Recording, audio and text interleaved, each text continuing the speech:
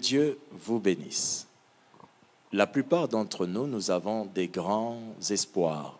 Nous attendons la main de Dieu, surtout en ce qui concerne la fécondité.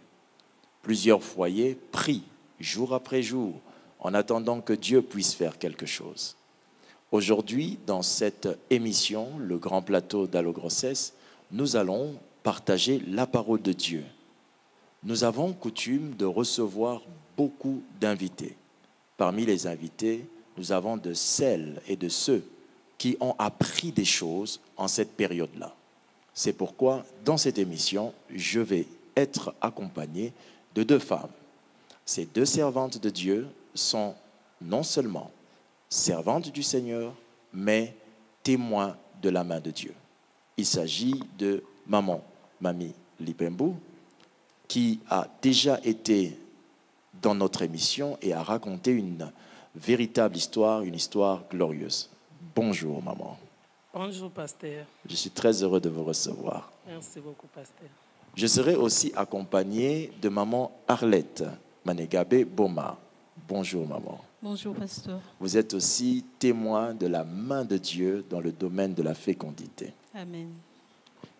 Les deux mamans, ces deux femmes, seront avec moi aujourd'hui comme des expertes, des personnes qui ont traversé cette situation et qui certainement auront un mot à dire qui va édifier plusieurs. Dans nos émissions, nous écoutons des témoignages fort édifiants. Et l'un des témoignages a captivé notre attention. Ce témoignage racontait le miracle d'un couple qui a vu Dieu agir dans leur maison de manière surprenante. Mais ce qui attire notre attention aujourd'hui, c'est la réaction du mari, la réaction de l'homme. Alors, je vais vous demander de suivre la réponse, une phrase, des mots que cet homme a dit concernant son attitude lors de la période de stérilité. Suivons et revenons après. Il y a plusieurs personnes là qui traversent cette réalité. Je crois même peut-être qu'aujourd'hui, il y a quelqu'un qui a quitté l'hôpital et est rentré chez elle ou chez lui avec un diagnostic très négatif, un mauvais tableau, comme on dit, présentant peut-être l'impossibilité d'avoir des enfants. Mais là, vous avez soufflé un mot et j'aimerais vraiment bondir dessus. Votre mari était là. Oui, votre mari était là, c'est Junior. Vous étiez là. Vous consolez votre femme, vous l'encouragez. Vous pensez que cette période-là, sans vos encouragements, ça allait être... C'était pas bien, ça allait pas être bien pour elle. Dites-moi. Je pense que si je ne l'avais pas soutenue, elle n'allait pas s'en sortir. Parce qu'elle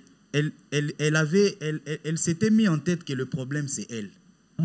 Pour elle, c'est elle qui ne concevait pas. Et que moi, je pouvais avoir des enfants si j'essayais ailleurs ou peut-être avant le mariage, je pouvais avoir des enfants. Mais pour elle, puisque le diagnostic à l'hôpital, c'était tantôt que les trompes sont bouchées, tantôt les ovaires ne mûrissaient pas. Et donc pour elle, c'était elle le problème. Pour moi, il n'y avait pas de problème. Moi, j'étais prêt à avoir des enfants, mais elle, non. Alors c'est ce qui l'embêtait un peu, c'est ce qui la dérangeait totalement. Alors chaque fois, elle pleurait. Moi, j'étais là pour soutenir. Je lui disais non, Dieu nous avait promis que nous aurons des enfants. Et tôt ou tard, cela arrivera, nous aurons des enfants. Gloire à Dieu. Quelle intervention, quelle remarque, quelle parole. Junior a été ici un homme exemplaire, un homme qui a joué son rôle, un homme qui a compris ce que Dieu attendait de lui dans cette période-là. Nous allons aller dans les Saintes Écritures pour ensemble voir ce qui se passe dans ce genre de moments. Je lis la parole de Dieu et je vous reviens. La Bible dit, dans le livre de Genèse au chapitre 30, ce qui suit. Lorsque Rachel vit qu'elle ne donnait point d'enfant à Jacob, elle porta envie à sa sœur. Et elle dit à Jacob, « Donne-moi des enfants ou je meurs. » La colère de Jacob s'enflamma contre Rachel. Et il dit, « Suis-je à la place de Dieu qui t'empêche d'être féconde ?» Cette parole est certainement difficile à digérer pour Rachel en ce moment-là. Ce texte est en train de montrer comment Jacob a réagi face à la stérilité de sa femme. Le thème de mon message s'intitule « Le miracle à deux ». Pourquoi le miracle à deux? Lorsque l'on attend un enfant ou lorsqu'on a besoin d'avoir un enfant dans un couple, ce n'est pas le besoin que d'une seule personne, c'est le besoin des deux, le mari et son épouse.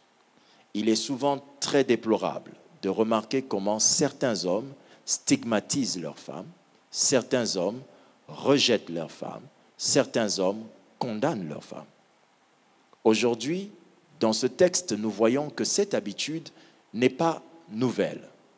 Depuis toujours, l'homme a réagi en pointant du doigt sa femme et en la mettant dans un très mauvais état. Quand on traverse un moment de stérilité en couple, l'association des deux est très importante. Il faut nécessairement que l'homme joue son rôle, ainsi que sa femme. Voyons dans les Écritures ce qui se passe. Il y a 3 raisons dangereuses qu'il ne faut jamais donner en tant qu'homme si vous ne voulez pas être un obstacle à la fécondité dans votre couple. Première raison qu'il ne faut jamais donner. Ne condamnez pas Dieu. Ne condamnez pas Dieu. Ici, l'homme dit à sa femme, suis-je à la place de Dieu qui te rend stérile? Il condamne Dieu et dit que c'est Dieu qui est à l'origine de cette stérilité. Voilà la première raison qu'il ne faut jamais donner pour justifier une stérilité dans un couple. L'homme que nous sommes, l'homme que vous êtes, ne devrait pas trouver cette raison pour soutenir la douleur ou cette période-là. Ce n'est pas une période où il faut donner des raisons de ce genre. Dieu qui te rend stérile. Cette phrase est douloureuse. Cette phrase fait que la femme avec qui vous êtes va avoir un problème dans sa relation avec Dieu parce qu'elle considérera que Dieu n'est pas de son côté. C'est une phrase qui peut détruire l'élan de prière. C'est une phrase qui peut détruire la volonté de chercher la face de Dieu. C'est une phrase qui peut culpabiliser quelqu'un. Dans ce genre de cas, vous poussez votre femme à chercher des péchés dans le passé pour justifier le fait qu'elle n'est pas enceinte, qu'elle ne tombe pas enceinte. Et cette raison est dangereuse et j'invite et je vous exhorte en tant qu'homme de ne pas le dire car vous ne faites qu'attrister le cœur de votre femme. Deuxième mauvaise raison à ne jamais donner lorsque votre femme ne donne toujours pas naissance. Ne condamnez pas votre femme. Votre femme n'est que l'expression extérieure de votre fertilité à vous deux. Elle n'est pas la fertilité de vous deux. La terre n'est pas responsable toujours de la qualité de l'arbre et des fruits qui viendront. Des fois, la mauvaise semence peut être l'obstacle de l'arbre et des fruits qui doivent venir.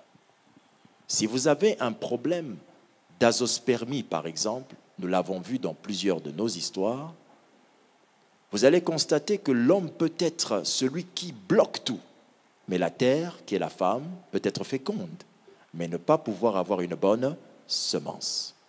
Le fait de condamner votre femme est un acte irresponsable, car il ne vous permettra pas d'aller chercher les solutions de votre côté.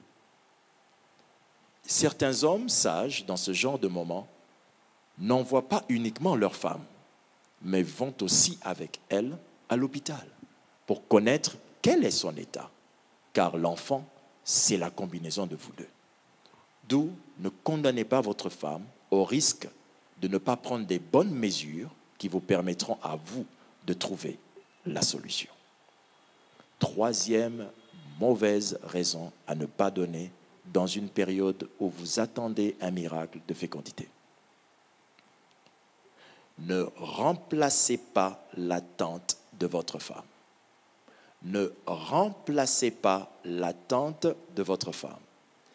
Une femme qui n'a pas d'enfant, la Bible dit dans la sagesse que une femme qui n'a pas d'enfant est très violente, elle est comme un animal qui est plein de désirs insatisfaisants. Vous ne pourrez pas satisfaire l'attente, le besoin d'un enfant qu'une femme a. Une femme qui veut un enfant, veut un enfant. L'erreur qu'il ne faut pas commettre en tant qu'homme, c'est c'est d'essayer, allais-je dire, de remplacer l'attente de votre femme par soit vous-même ou par un autre enfant venant de dehors. La Bible déclare qu'un homme a dit à sa femme, « Ne suis-je pas mieux que 10 fils? Est-ce que je ne suis pas mieux que 10 fils? Tu peux te contenter de moi. » Mais Anne, qui était la femme de cet homme, Elkana, n'a pas écouté cette phrase. Elle est allée chercher Dieu. J'imagine que Anne, qui est allée chercher Dieu sans être encouragée par son mari, aurait pu vivre une meilleure foi, un meilleur état d'esprit si son mari l'avait encouragée. Elkana a voulu remplacer le désir d'enfant qu'avait sa femme par lui-même. Un autre homme très sage, très profond avec Dieu, du nom de Abraham. Lorsque Abraham, Dieu l'approche et lui dit, « Tu auras un fils. » Abraham dit dans le livre de Genèse 17-18, « Ô Dieu, qu'Ismaël vive devant ta face. » Autrement dit, il dit à Dieu, « Non, je ne pense pas que j'aurai un fils, mais que celui que j'ai déjà puisse être celui que tu utiliseras. » Dieu n'avait pas accepté cette donation, allais-je dire. Dieu n'avait pas accepté cette offre d'Abraham. Pourquoi? Dieu ne veut pas qu'on substitue quelque chose au miracle qu'il a prévu. Alors en tant qu'homme, ne dites pas à votre femme, je vais faire un enfant dehors, il sera toujours ton enfant. Il ne sera jamais son enfant. Son cœur attendra toujours que ses entrailles soient l'origine de l'enfant. Ces trois mauvaises raisons, et j'aime les appeler aussi 3 bonnes mauvaises raisons, sont des raisons qu'il ne faut pas donner. Voici maintenant notre conseil. Pour vous qui attendez le miracle, vous êtes un homme et vous voulez jouer votre rôle dans la vie de votre femme pour que tout change et que la joie rayonne dans son visage et dans votre foyer. Premier conseil qui va tout changer. 1. L'homme est le partenaire de prière de sa femme. Vous devez être le partenaire de prière de votre femme. Votre femme a comme véritable appui, véritable atout même dans ses prières, votre présence. Ma Bible dit, la vôtre aussi, là où 2 ou 3 sont réunis en son nom, il est au milieu d'eux. Le fait d'être le mari de cette femme, vous composez 2 personnes. Et ces 2 personnes est un avantage. C'est un avantage pour l'exaucement à votre prière. Ma Bible déclare qu'il y avait un homme sage, un homme qui avait joué ce rôle d'être le partenaire de prière de sa femme. Il s'appelait Isaac. Ma Bible dit dans le livre de Genèse 25-21, Isaac implora l'Éternel pour sa femme, car elle était stérile. Et l'Éternel l'exauça. Donc il exauça Isaac. Et Rebecca, sa femme, devint enceinte. Votre prière pour votre femme peut tout changer.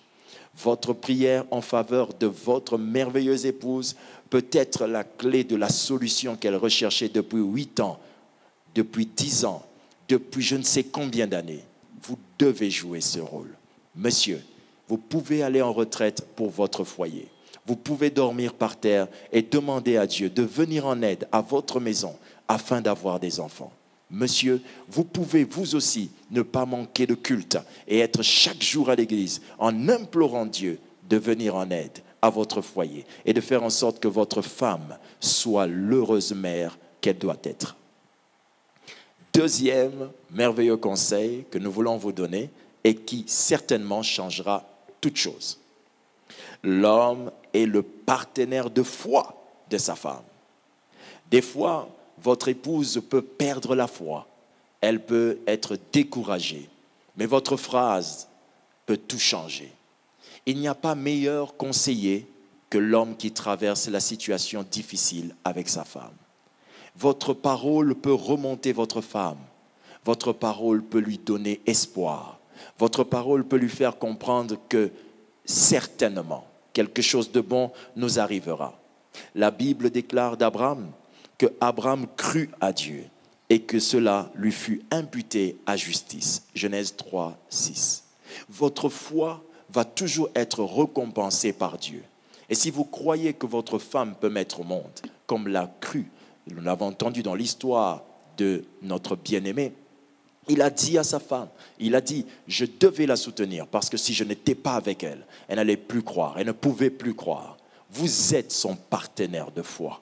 Vous êtes la personne qui pouvait lui dire, avance ma chérie, tout ira bien. Certainement, toi et moi, nous deviendrons assurément, toi et moi, parents de nos enfants. Vous devez dire à votre femme, comment s'appellera notre aîné? Jules. Rappelez-lui que Jules arrivera. Si c'est Juliette, dites-lui Juliette viendra dans cette maison. Soyez le partenaire de foi. Le partenaire de foi, c'est celui qui redonne courage. Le partenaire de foi, c'est celui qui prend toutes les décisions médicales et les réduit à la croix pour dire le Seigneur Jésus peut changer cela. Le partenaire de foi, c'est celui qui a le mot juste qui suscite la foi dans le cœur de son épouse. Enfin, troisième merveilleux conseil que nous voulons vous donner pour que vous, en tant qu'homme, puissiez aider votre partenaire à vivre le miracle ensemble, le miracle à deux. L'homme est le partenaire d'amour de sa femme. Il ne suffira pas que de prier avec elle en cette période-là. Il ne suffira pas que de lui remonter le moral, mais il faudrait aussi lui témoigner de l'amour. Témoigner de l'amour dans une telle période est très, très important. Pourquoi? Parce que tout simplement, plusieurs personnes vont commencer à dénigrer votre femme, à la mépriser, à la regarder d'une manière négligeable. Et seuls vos regards pétillants d'amour pourront lui faire sentir qu'elle est encore une femme. Ne réduisez pas l'affection que vous avez pour votre femme à l'enfant qu'elle vous a donné ou qu'elle ne vous a pas encore donné. Vous aimez votre femme. Celle que vous avez épousée, c'est votre femme. Alors, il faut, dans cette période d'attente d'enfant, que l'homme soit le partenaire d'amour de sa femme. Une belle illustration nous est donnée dans les Écritures. Genèse 26 au verset 8 nous dit « Comme son séjour se prolongeait, il arriva qu'Abimelech, roi des Philistins, regardant par la fenêtre, vit Isaac qui plaisantait avec Rebecca, malgré que sa femme avait des problèmes, avait des situations difficiles. Mais Isaac continuait à plaisanter avec Rebecca, à jouer avec elle, à s'amuser avec elle, à prendre du bon temps, malgré leur situation compliquée. Vous n'avez aucune bonne ou mauvaise raison pour justifier que vous ne pouviez pas lui témoigner de l'affection et de l'amour. Il est temps pour vous de pouvoir regarder votre épouse. Elle est peut-être à côté de vous pendant que vous suivez cette émission et lui dire, chérie, je t'aime toi et je sais que toi, tu seras la mère de mes enfants. Je t'aime pour ce que tu es et je suis confiant que le Dieu que nous servons va tout changer. Si vous faites cela, vous allez certainement changer votre histoire, l'histoire de votre foyer, pour obtenir un miracle à deux. Que Dieu vous bénisse. Je voudrais maintenant regarder mes bien-aimés qui sont là. Cette dame a son histoire avec nous. Je pense que vous pouvez le regarder dans les numéros précédents. Maman Arlette. Oui, pasteur. Qu'est-ce que cela, ce message que nous venons de partager, qu'est-ce que ça vous évoque? Vous qui avez traversé cette situation, qu'est-ce que vous pouvez dire par rapport à ça? Merci beaucoup, pasteur. Moi, premièrement, j'ai béni les seigneurs pour cet enseignement parce que ça a quand même suscité certaines, comment on dit ça, émotions, si je peux les dire comme ça, et certains souvenirs qui se sont réveillés. Parce qu'au moment où j'étais en attente, vu que ça fait beaucoup d'années, ça faisait 10 ans, j'ai béni vraiment les seigneurs parce que Dieu m'avait donné un homme qui arrivait à me soutenir pour faire face à ça. Et il y avait deux fois, on doit se le dire, ça n'a jamais été facile pour nous les femmes. Deux fois, on a envie de parler, mais on ne sait exactement pas à qui on doit s'adresser. La douleur peut être présente, mais on ne sait pas comment l'exprimer parce qu'on fait face à beaucoup de choses. On travaille, tu dois être forte peut-être à l'église parce que tu sers Dieu. Et manifester ce que l'on ressent réellement, c'est toujours pas facile pour une femme de l'exprimer comme il se doit. On retrouve souvent des femmes qui traversent cette situation de stérilité, mais par un simple regard des hommes qui risqueraient de croire que quand on me regarde tout simplement parce que tout le monde se dit que je n'arrive pas à donner des enfants. C'est ça. Et dans la maison, quand on a un homme qui arrive à nous soutenir, ça nous redonne de l'espoir. Et c'est ce qui me donnait en fait ce courage-là, la force de me tenir devant les gens, de sourire, de rire et de continuer à vivre ma vie comme si de rien n'était parce que je sais que dans le secret, j'avais quelqu'un qui arrivait à me dire « Chérie, ça va aller ».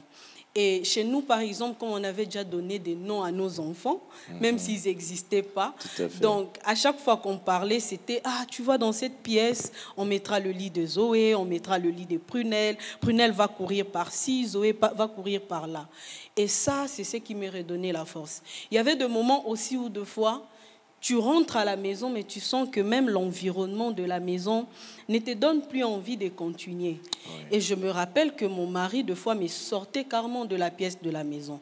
On pouvait trouver un endroit, un week-end, où on va quelque part, juste pour que ça puisse m'échanger des idées. Et c'est vraiment, pour ça, j'aimerais dire cet enseignement est très important parce que si tous les hommes arriveraient à le faire, même s'il y aura des gens à l'extérieur de la maison qui peuvent porter des jugements ou pointer du doigt leur femme, mais tant qu'elles sentent que leur mari le soutienne, c'est ça qui redonne la force à une femme. De pouvoir porter ses fardeaux et de se dire un jour que tant que mon mari m'aime, je peux continuer et un jour ça va aller, je donnerai naissance à mes enfants. Ouf. Ouf, que c'est vrai. Ouf, que c'est vrai. Infiniment merci pour ce partage. Je pense qu'il a édifié quelqu'un derrière cet écran. Et c'est aussi en me rappelant de l'histoire de maman, je me rappelle que Georges disait que c'était devenu difficile et que sa femme traversait un moment difficile. Et il disait que c'est vrai que lui aussi avait besoin d'enfants. Mais il disait à sa femme, courage, rappelez-moi, dites quelque chose et exhortez-nous un peu par rapport à ça. Oui, merci beaucoup, pasteur. Cet enseignement, vraiment, j'aimerais que les hommes puissent vraiment les saisir. Parce que si les hommes n'arrivent vraiment pas à soutenir leur femme, c'est vraiment difficile pour la femme de traverser une telle période. Vraiment. Sans le soutien de sa femme. C'est compliqué. Parce qu'une femme qui traverse cette situation de la stérilité, c'est une femme qui est abattue au-dedans d'elle. Elle est abattue. Vous le voulez ou pas, elle est abattue au-dedans d'elle. C'est une femme, comme je dis toujours, même quand elle sourit, intérieurement, elle ne sourit pas, la femme-là. Elle est vraiment abattue. Et lorsque, à côté de la femme-là, il y a un homme qui ne la soutient pas, c'est vraiment difficile et c'est compliqué pour qu'elle puisse traverser cette période-là. Là, vraiment, j'exhorte les hommes à soutenir leurs femmes. Moi, mon mari, j'ai béni Dieu parce que des fois, je voyais mon mari se lever la nuit et il priait. Il priait, il demandait l'enfant et puis il priait pour moi, pour que Dieu puisse me soutenir. Il priait et là vraiment, j'étais là dans mon coin et je regardais, je disais, ah, merci Seigneur. Et ça me redonnait encore de la joie, de la force. Et je disais, ah, j'ai un mari quand même à côté de moi qui me soutient. Il priait pour moi, demandant le soutien de Dieu pour moi. Là, je vais demander aux hommes, à tous les hommes qui nous suivent ce soir, de continuer à soutenir leurs femmes. Comme mon mari, Papa Georges ne m'avait pas abandonné, il me soutenait, il était toujours là à côté de moi pour me soutenir. Et nous avons aussi vu la vidéo de Papa Junior, oui, qui n'a pas arrêté de soutenir sa femme. Tout à fait. Il y a aussi maman Arlette qui nous a dit quelque chose, qui a dit qu'il y a des fois où son mari la faisait sortir de la maison juste pour changer l'atmosphère, pour changer les idées, parce que c'est comme on a dit avec maman Arlette ici, c'est vraiment difficile. Donc les hommes, soutenez les femmes, soyez toujours là à côté de vos femmes, priez ensemble, parce que c'est un problème à deux. C'est un fardeau, bien sûr, que la femme souffre de ça, mais c'est un fardeau à deux. Exact. C'est vous deux, au fait, c'est vous deux qui manquez l'enfant. Exact. Donc, vous devriez vous soutenir. Soutenez-vous, priez ensemble, faites des retraites comme le pasteur Lévy vient de nous dire dans l'enseignement ici.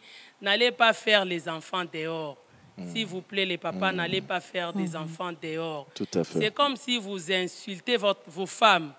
C'est comme, moi je trouve que c'est un pasteur, c'est comme une insulte d'aller faire une insulte. Vous insultez vraiment votre femme quand vous allez faire un enfant dehors. C'est comme si vous êtes en train de dire à votre femme que yo au coquité. Elle ne vaut rien. Toi, tu n'as pas arrivé à faire un enfant. Exactement. Exactement. Vraiment, c'est ce que nous avions à vous dire ce soir. Merci beaucoup. Très, très important, très important ce qui a été dit. Alors, nous allons prendre quelques sujets de prière qui nous viennent de partout et nous allons prier pour vous et vous recommander à la grâce de Dieu. Je vous en prie, Maman Arlette, nous avons un sujet. Oui, nous venons de recevoir un message ici de couple Kitiakila. Kitiakila. Oui, le couple Kitiakila qui nous a suivis récemment sur B1 et qui demande la prière pour que Dieu leur fasse grâce parce que ça fait 3 mois de mariage déjà, mais il n'y a pas de signe de vie de l'enfant. Prions ensemble. Tendre Père, nous venons prier pour le couple Kitiakila. Nous venons demander au nom du Seigneur Jésus que la vie entre dans cette union, dans ce mariage, qu'il témoigne ta gloire, qu'il témoigne ta puissance, qu'il témoigne tes œuvres et qu'il voie ta gloire se manifester et se matérialiser en enfant. C'est au nom de Jésus que nous avons ainsi prié.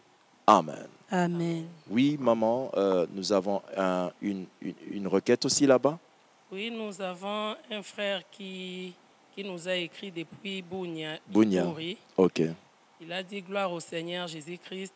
Je suis tellement béni par la mission des témoignages de ces couples stériles de 2 années qui a finalement reçu la grâce de Dieu en concevant et donnant naissance à un joli bébé. Amen. Et il demande la prière.